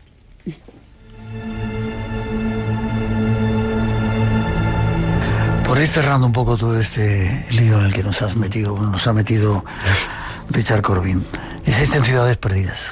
Existen, sin duda. Como decía Fawcett, y no me cabe la menor duda, dejaremos la piel en el intento, pero que las ciudades perdidas existen, pero existen de una manera que reescribirían la historia de Hispanoamérica, incluso la historia del mundo. Sí. Sí, sin duda. Se me queda una pregunta por ahí. ¿Hay móviles de prepago que se podían comprar y que utiliza esa gente que ve o que está con Richard Corbin? Sí, aunque ahora ya se ha puesto complicado, ¿no? Porque ahora ya tienes que dar el nombre o datos y compras un móvil de prepago. Siempre están eso es igual cuando te necesitas un documento de identidad, siempre está el del mendigo que se compra, ¿no? Siempre se hace de esa manera. Y así se compran los prepagos, se compran a nombre del mendigo o de quien sea. Que no haya ningún problema. Y el móvil prepago, por supuesto que funciona. El móvil prepago es como el tiro del cazador furtivo. Tú eres un cazador furtivo, y Corbin sí lo ha sido y lo sabe. Tú pegas un tiro y nadie puede encontrarte. Como pegues 2, sí. Porque ya están pendientes del segundo tiro, te oyen y saben de dónde ha salido. Pero el primer tiro siempre no te encuentran nunca. El móvil prepago, exactamente igual. La primera llamada, no hay problema. La segunda, el teléfono a la alcantarilla, no lo hagas. Ya.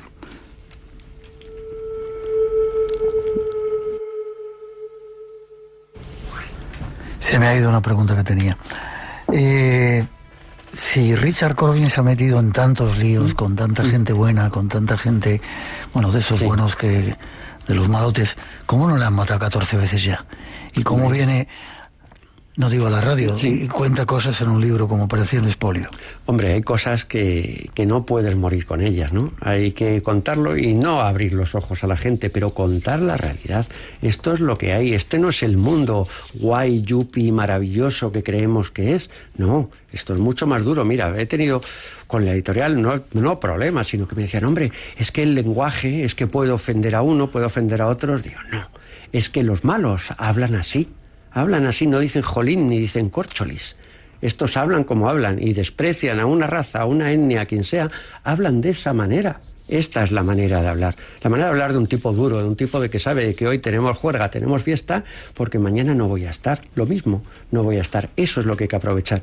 Hay que aprovechar la vida, vivir, o al menos intentar vivir y, como te he dicho antes, poder confesar al final de tu vida, poder decir, confieso que he vivido. Y eso está haciendo Richard Corbin ahora. Pero sin dudarlo, sin dudarlo. Vale, cerramos con las reliquias. Ciertas reliquias del planeta tienen un mensaje que los poderosos que están por ahí arriba no quieren que conozcamos. Exacto, y ellos sí lo saben. Ellos sí lo saben porque tienen eso que cuesta tanto y que la gente normal no puede comprar. Tienen el conocimiento como todo. Se compra siempre el conocimiento. Y a lo mejor, fíjate, una idea ahora que tenemos con la IA, la famosa inteligencia artificial, que la estamos cargando todos los días. Vamos a escuchar, antes de que te vayas, espera, quiero que escuches una cosa que nos han hecho con la IA, que da un miedo. Vamos a escucharla. Sí. Solo cuando el túnel está en la más absoluta oscuridad es cuando puede volver otra vez la luz.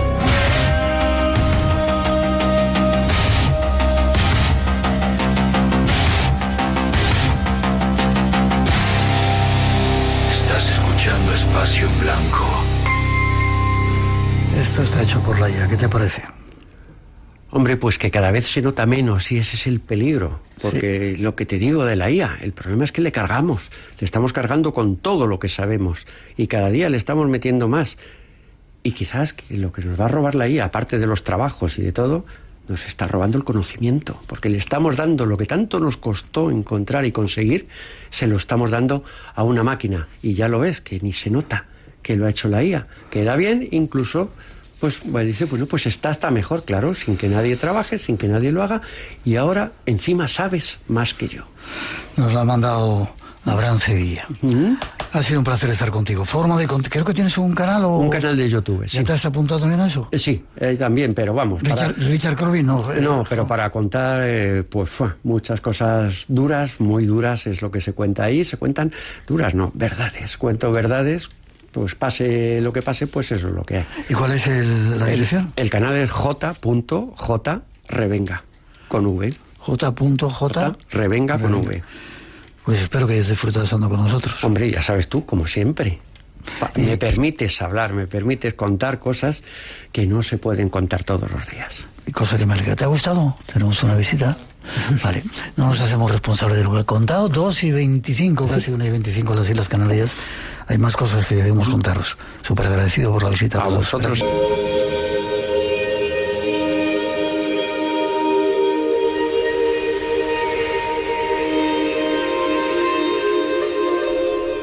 Más de 25 años celebrando uno de los congresos más importantes de Europa en Albacete, y de repente ha crecido y se va a otra ciudad española. Vamos a hablar con su fundador y el alma mater de todo ello, Rafael Campillo. Buenas noches, Rafael. ¿Qué tal? Buenas noches, Miguel. ¿Alicante es el siguiente destino?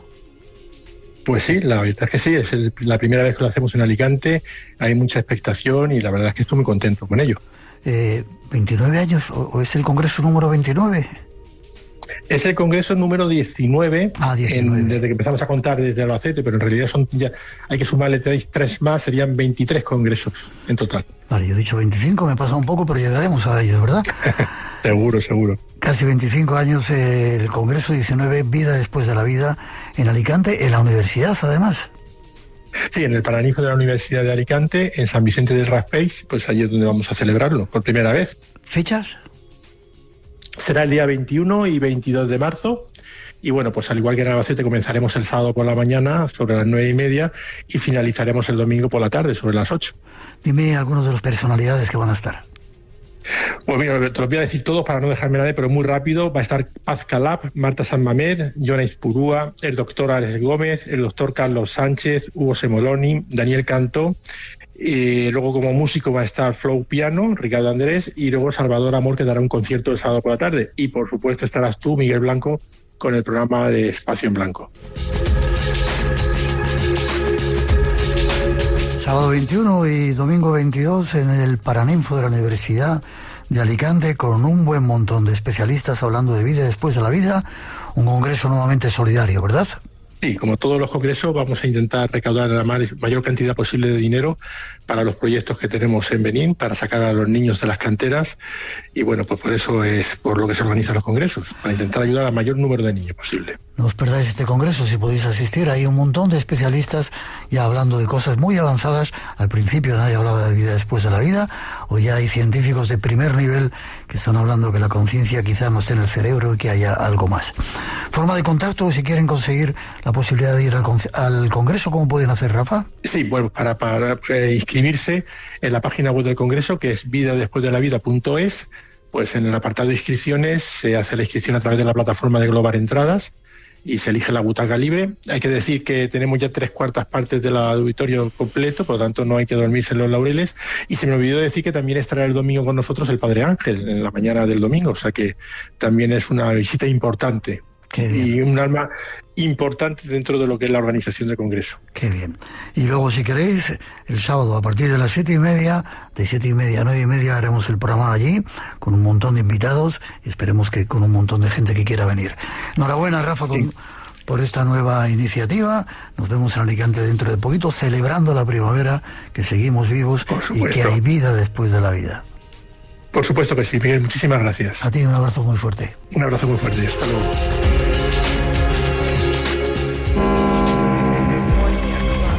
Los grandes misterios. Ese es nuestro mundo. Y si estás aquí, también es el tuyo. Espacio en Blanco. Una puerta abierta hacia lo desconocido. En Radio Nacional, con Miguel Blanco.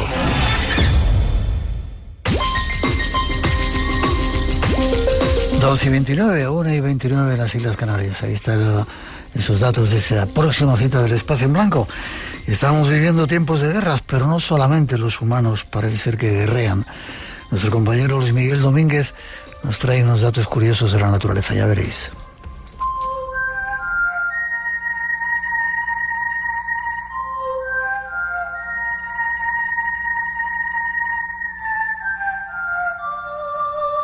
Es el tiempo de ir a la naturaleza a descubrir algunos misterios y secretos, y para ello tenemos a nuestro compañero Luis Miguel Domínguez, a quien ya saludamos. Buenas noches, Luis Miguel. Hola, buenas noches, Miguel. Un placer estar de nuevo contigo. Oye, gracias, igual, de verdad. Hoy vamos a hablar, estamos en un tiempo de que suenan tambores de guerra por muchos sitios. Déjame que ponga alguna cosita y creo que nos vas a hablar de algo que tiene que ver con guerras también. Sí, sí. Nuestros científicos dicen que esos humanos transmiten enfermedades terribles. ¿Cómo sabemos eso? Nuestro ejército quema los cadáveres antes de que sean examinados. ¿Padre? Bueno, a veces incluso el Senado ha creído que el ejército ha sido algo radical. El radicalismo en defensa de los simios no es ningún defecto, senador. Tus ideas amenazan nuestra prosperidad. El problema de los humanos no se resuelve malgastando dinero. El gobierno ya lo intentó una vez y solo conseguimos un estado de bienestar que casi nos lleva a la bancarrota. En mi opinión, la ciudad ya tiene más diversidad de la que puedo soportar. Vean, ¿qué les parece este vestido? Lo diseñó uno de mis humanos. ¿Quién les negaría esa habilidad? Es evidente que son capaces de tener una auténtica cultura. En la cultura de esos salvajes, todo ocurre de cintura para abajo.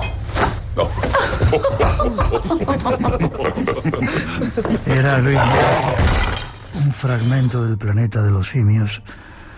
Y hoy nos vas a contar, sorprendente, y nos vas a contar algo sorprendente que tiene que ver con los simios, ¿verdad? Guerra de primates. Sí, vamos a hablar de la cara oculta de estas especies donde hay una fase oscura que casi nunca se suele mencionar, pero que hoy en día está suficientemente documentada. Y te pregunto, ¿hay guerras con primates, entre primates? Sí, sobre todo y fundamentalmente el gran protagonista de estas guerras suele ser el chimpancé. Es peleón el chimpancé. Por otra parte ya sabes que es nuestro primo más directo, ¿no? Ajá. ¿Se han documentado estas guerras o eso es simplemente una cosa que os creéis los naturalistas? No, se han documentado y muy profundamente. Fíjate, la primera vez fue Jane Goodall, recientemente fallecida, que como sabes ella trabajó durante muchos años en Gombe, en Tanzania, con los chimpancés. Y ella misma quedó horrorizada cuando descubrió que esas criaturas amables y muy sensibles eran también auténticos genocidas. De hecho, en su libro, en el que habla de sus más de 30 años estudiando a los chimpancés, lo contó exactamente en el libro A través de la ventana. Y ella reconoce en ese libro que hay muchas noches en las que no puede dormir porque recuerda las imágenes que observó directamente, ¿no? Has dicho que los chimpancés eran genocidas. ¿Mataban a su propia gente? Sí, fíjate, es que además en el año 74 es cuando se documenta esta primera guerra entre chimpancés. Estamos hablando de que duró 4 años, del año 74 al 78. Y Jane Goodall llega a describir cómo el único objetivo era extinguir a todos los machos del grupo vecino.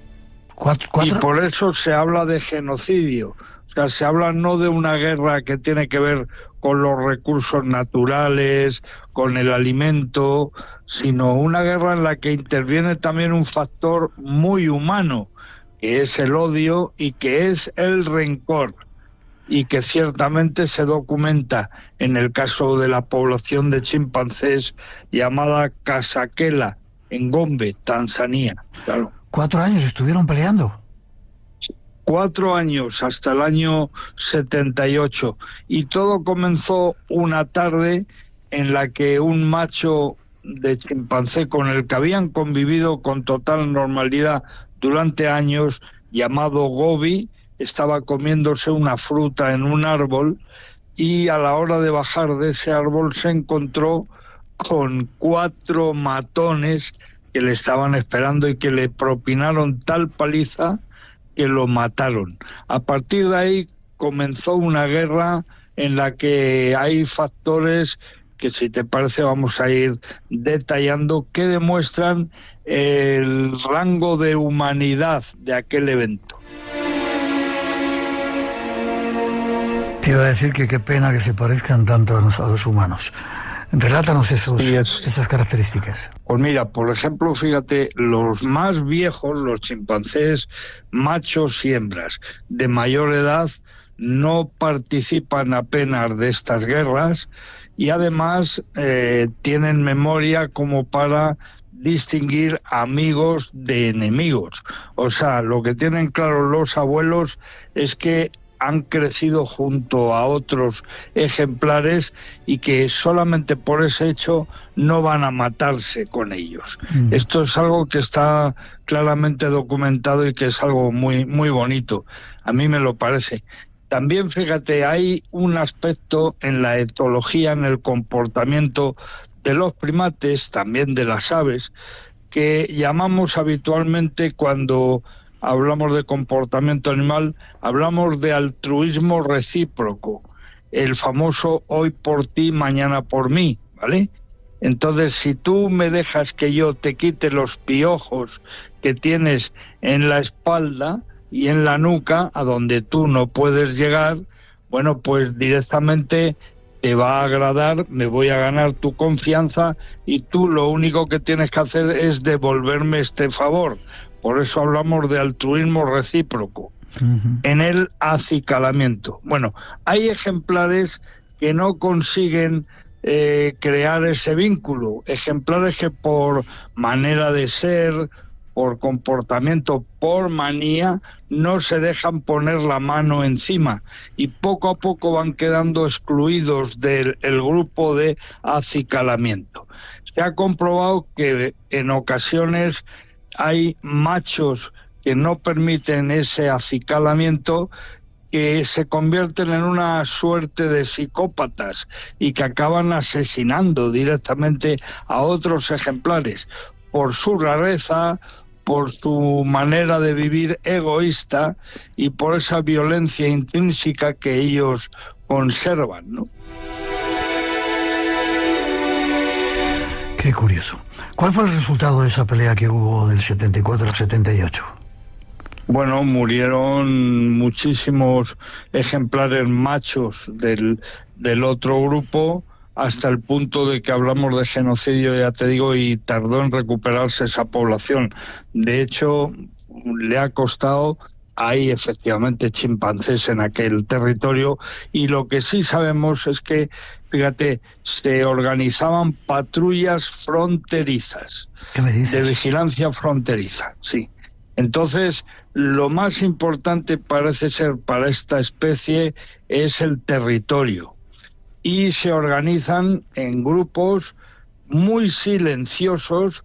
Se ha estudiado que incluso hay una cierta estrategia militar en este tipo de eventos de comportamiento violento, porque esas patrullas fronterizas de manera sigilosa actúan con la intención de que nadie entre en su territorio.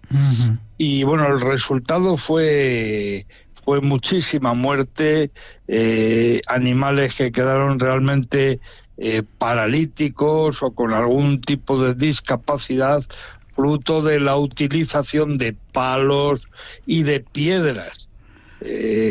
Sabemos que incluso algunos ejemplares que eran tranquilos, que eran cariñosos, que andaban jugando todo el día, se convertían en auténticos monstruos en mitad de la batalla y levantaban piedras de hasta 2 kilos de peso para machacarle el cráneo a otro compañero, ¿no? Qué increíble.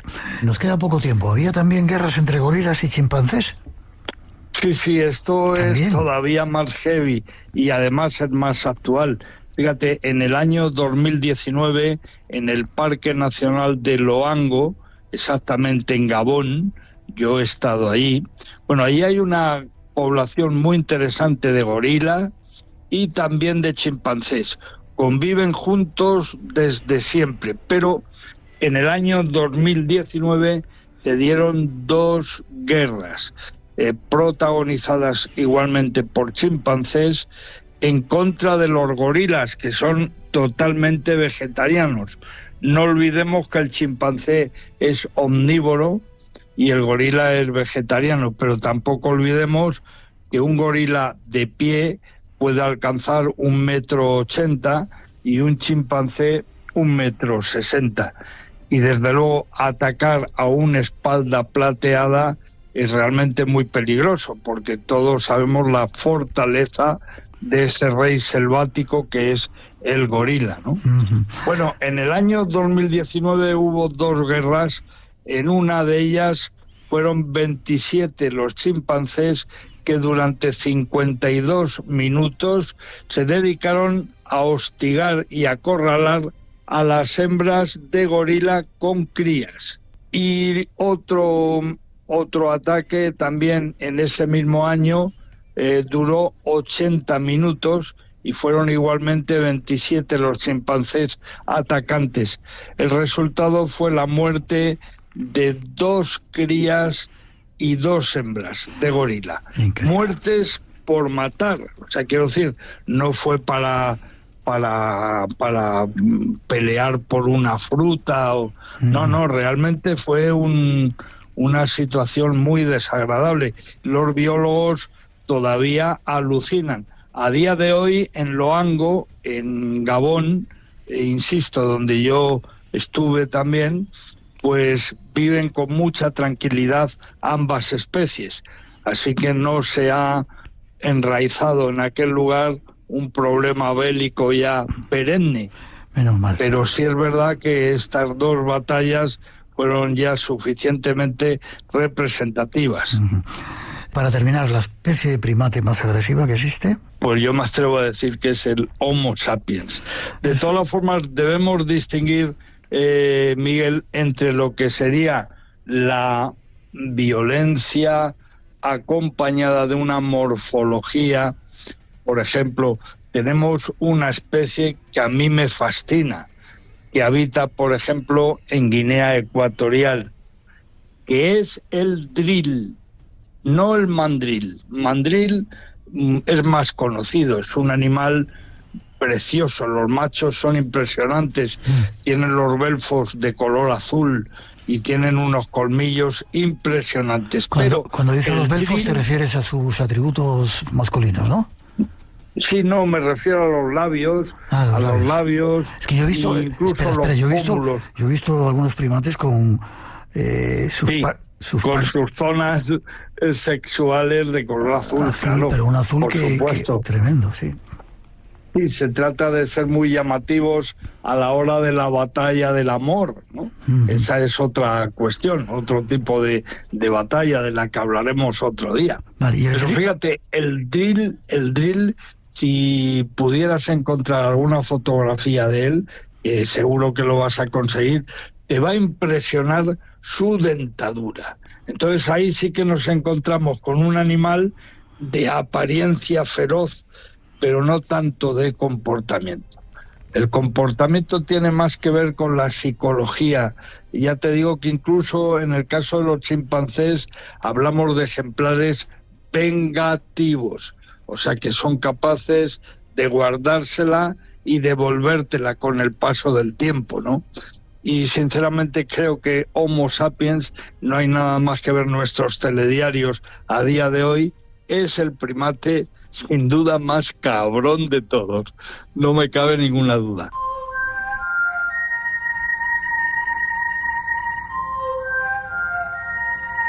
Sin duda que lo somos.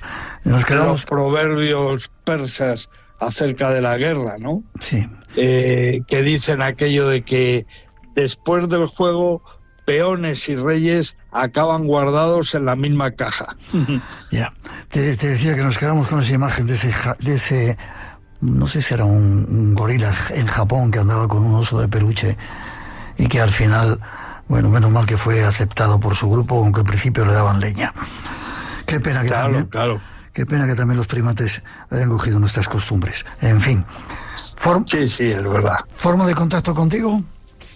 Pues mira, a través de mi correo electrónico lmdominguez@gmail.com y luego también en todas las redes sociales lmdominguez o Domínguez LM. Como siempre, un placer, Luismi. Un abrazo fuerte. Nos seguimos encontrando. Gracias, Miguel. Un abrazo. Hasta prontito. De verdad que sí. Besos a todas, todos. Y que nadie se deprima. Oye, estas son cuestiones que tienen que ver con la etología, con el estudio del comportamiento. Un abrazo fuerte. Adiós, Miguel. Adiós. Abrazo. Radio Nacional de España. La radio por delante. Brillar como siempre lo ha hecho Broadway no debería ser un sueño imposible, y más aún cuando se es capaz de implicar a toda la población. Este fin de semana estamos en Puerto Llano, Ciudad Real. No es un día cualquiera. Pepa Fernández. Coincidimos con la 7ª edición de la muestra de cortometrajes La Mañana Más Corta. Juntos somos Broadway. No es un día cualquiera. Les esperamos en el Auditorio Pedro Almodóvar de Puerto Llano. A las 8:30 de la mañana, las 7:30 en Canarias. Y cuando quieras en RNE Audio. el papel del robot en la ciencia ficción era como muy turbio. Eran esclavos que se rebelaban o eran villanos. Esta semana en Cruce de Cables exploramos la robótica social y cómo los robots interactúan con los humanos. Pero a partir de Asimov empiezan a aparecer robots amables, simpáticos, que interaccionan con nosotros, que son nuestros compañeros, y bueno, pues Arturito y Citripio pues están entre ellos. Cruce de Cables, David Sierra. Y además conocemos programas para luchar contra la brecha digital de género. Cruce de Cables. Tecnología para escuchar. Los domingos a las 3 de la madrugada, las 2 en Canarias. Y cuando quieras, en RN Audio. Radio Nacional de España.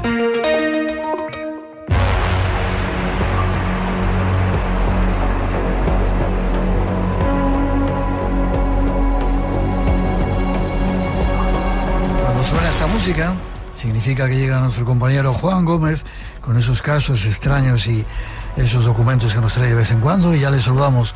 Buenas noches, Juan. Muy buenas noches, como siempre un placer, Miguel. Igual te digo, hoy creo que nos vamos a ir a un museo. Efectivamente, un museo donde pasan cosas. Ya sabes tú que los museos a veces tienen historias alucinantes. Bueno, pues este es un buen ejemplo, y ojo, porque es de los gordos.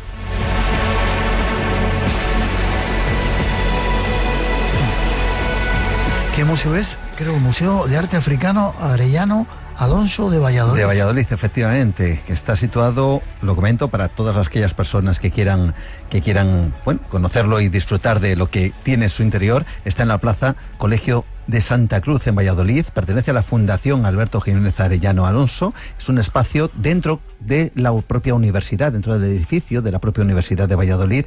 Es una fundación, hay que decirlo, sin ánimo de lucro, y que lo que pretende, lo que hace es divulgar esencialmente pues lo que es el arte, evidentemente, pero es un arte muy especial, lo has dicho, el arte africano. Arte, wow, máscaras de esas extrañas. Imagínate lo que nos encontramos. Hay máscaras, túnicas, objetos, muchos de ellos utilizados para temas ritualísticos, muchos de ellos utilizados, voy a ser un poquito más exacto, desde hace muy poco para temas ritualísticos, lo cual le da cierta, vamos a decir, sensación de que todavía guardan esa energía para la cual fueron utilizados, ¿no?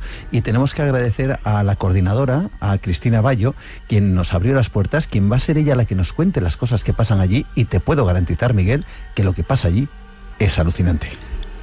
¿Escuchamos algunas de las introducciones que nos tenéis preparadas ya de los testimonios? Sí, porque fíjate... ¿hay objetos especiales en el museo? Claro, hay objetos especiales. Yo decía que hay máscaras, hay objetos rituales, hay túnicas, y ella de alguna manera nos va a contar ahora mismo cuáles son algunos aspectos curiosos y misteriosos de algunos de ellos.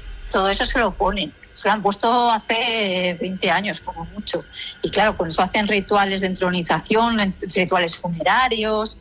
Entonces, claro, eso tiene una carga que se va de madre. Tenemos fetiches buenos y malos, hay magia negra, magia blanca. Y alguna vez nos ha venido algún embajador africano y nos dicen, bueno, ya sabéis, cuidado con estos fetiches. No os pongáis delante a pegaros entre vosotros porque se activa. No os pongáis a pegaros entre vosotros porque se activan. Fíjate, el poder que puede tener esto, también la sugestión, ¿no? El hecho de ver esas máscaras. Fíjate, yo hace muy poquito recordaba cómo una persona me decía, cuidado cuando vas de viaje, qué es lo que compras, sobre todo en ciertos países, porque esas máscaras, esas túnicas, eso que nos llevamos como recuerdo y que incluso podemos colgar en la pared de nuestra casa, puede que tenga algo más de lo que imaginamos. Yo me traje una de Benín que ya te contaré. ¿Hay visitantes que sienten cosas raras en ese museo? Sí, fíjate, allí ocurre también una cosa, no sé si te acordarás, seguro que muchos de nuestros amigos se acuerdan, hubo una estatua egipcia en un museo de Manchester que se movía, se giraba, al final se descubrió que era por las vibraciones de los visitantes, ¿no? que realizaban lo que es en la propia tarima, en el suelo. Aquí también pasan cosas de estas, pero al mismo tiempo hay cuestiones que tienen que ver con lo que experimentan los visitantes cuando ven algunos de estos objetos. En el tema africano que decimos, pues mucha gente cuando va al museo, en alguna de las figuras nos dicen que ven el aura de las propias piezas, porque son figuras rituales que se han usado. Pero es que los propios visitantes te lo dicen, y es que vienen visitantes distintos, te da igual, de cualquier país, y te dicen, sí, estoy viendo aquí el aura de la persona que estaba metida en esta máscara, y tú,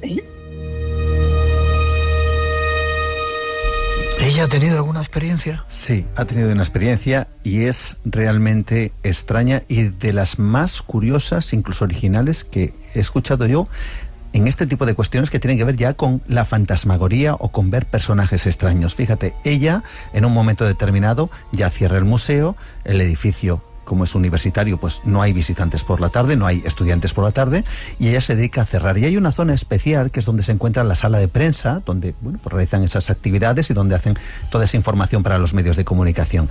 Pero ella ve algo extraño. A través de la puerta ve que hay una intensa luz. No debería estar ahí, pero es que tampoco sería la luz de la propia habitación de esa sala de prensa. Lo que ve cuando entra es tremendo. Lo escuchamos. Bueno, pues es verdad que yo veía a través de la puerta un foco de luz, como un foco de luz, o sea, salía de esa puerta de donde está la rueda de prensa, el gabinete de prensa, pero exagerado, o sea, era una luz blanca impresionante, pero impresionante. Y me asomo, que es lógico y normal, digo, a ver quién está, y es cuando veo aquí al señorito sentado en la mesa grande y le veo, pues eso, estaba vestido como con un camisón blanco, pues eso, muy vestido del siglo XVIII, por ahí, una cosa así. Y luego tenía la melena, así como hasta los hombros, y le veía el perfil medio el perfil de la cara hacia atrás, con la nariz aguileña, súper delgado, y realmente el tío estaba mirando como a la pared, no interactuaba. Entonces, claro, es que cuando yo le veo, digo, ¿pero qué es esto? ¿Pero qué es esto?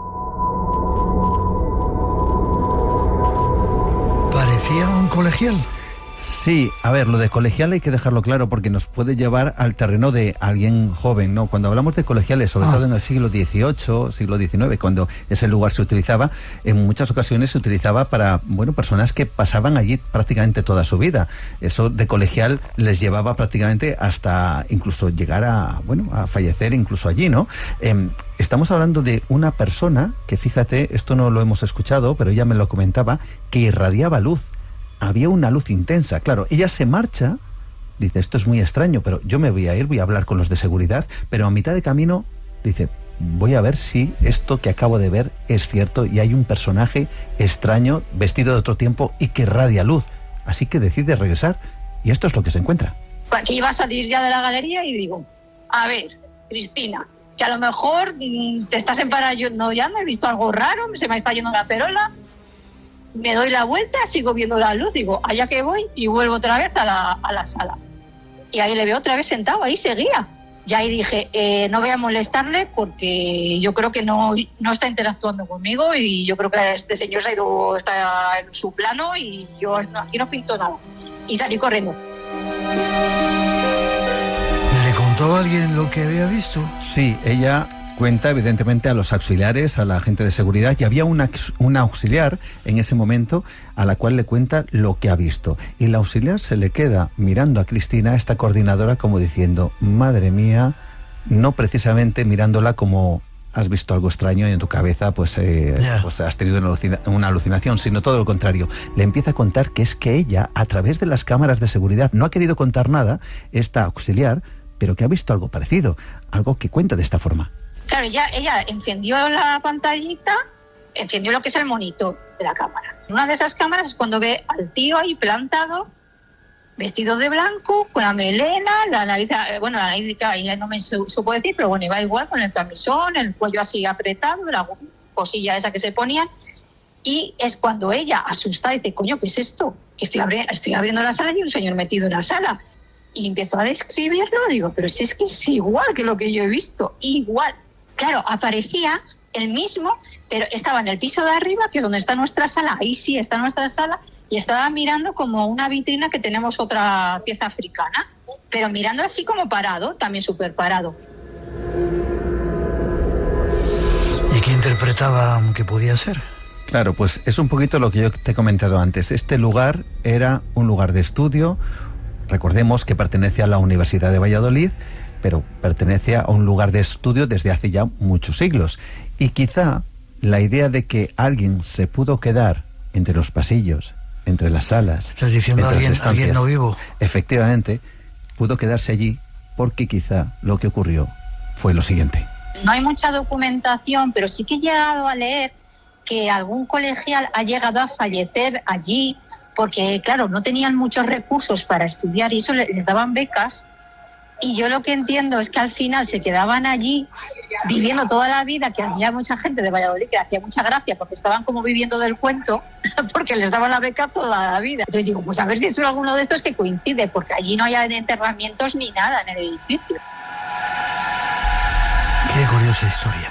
¿Y alguien ha visto más cosas extrañas en este museo? Sí, porque claro, este museo evidentemente se abre al público, hay que dejarle acondicionado y para eso pues hay personal que se dedica precisamente a mantenerlo todo en su sitio antes de que se abra el museo. Bueno, pues esas personas, evidentemente garantizado que allí no hay absolutamente nada ni nadie, y sin embargo cuentan cosas como esta. Ya te digo, es que han visto cosas, luces que se encienden rojas en la propia sala, pero eso lo viven todas ellas como a las 6 de la mañana, que han estado viendo luces otra vez, como detrás de la puerta de una de nuestras salas. Y nos lo dijeron ya pasado el mes, porque ya las daba como cosa. No querían abrir la puerta de la sala, porque a ver qué se encontraban. Y esperaban a que de repente se apagara la sala, mientras oían al de fondo hablando a gente en una conversación por las partes superiores del edificio. Es que es flipante.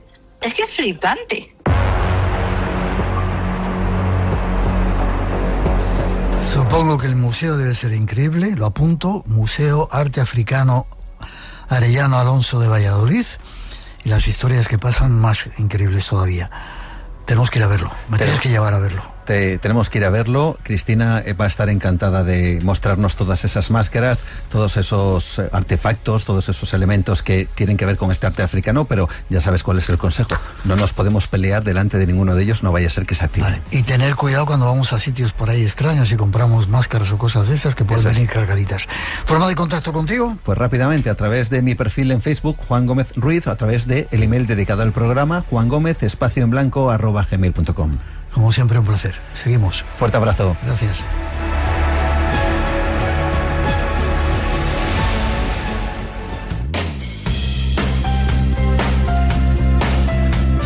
Llega el momento de cerrar momentáneamente el espacio en blanco, pero volvemos en breve. Nos ponemos a preparar las próximas citas y os necesitamos. Recordad que vamos a estar en Alicante, en el Paraninfo de la Universidad, el día 21 de marzo, celebrando la entrada de la primavera con entrada libre, y será a partir de las 7:30. Mandar saludos a todos los profesionales que están trabajando ahora, sobre todo en los hospitales, a los profesionales y los enfermitos, y sobre todo al tío Pepe, que está ahora escuchándonos de Chinchilla, de Monteragón. Poneros buenos enseguida.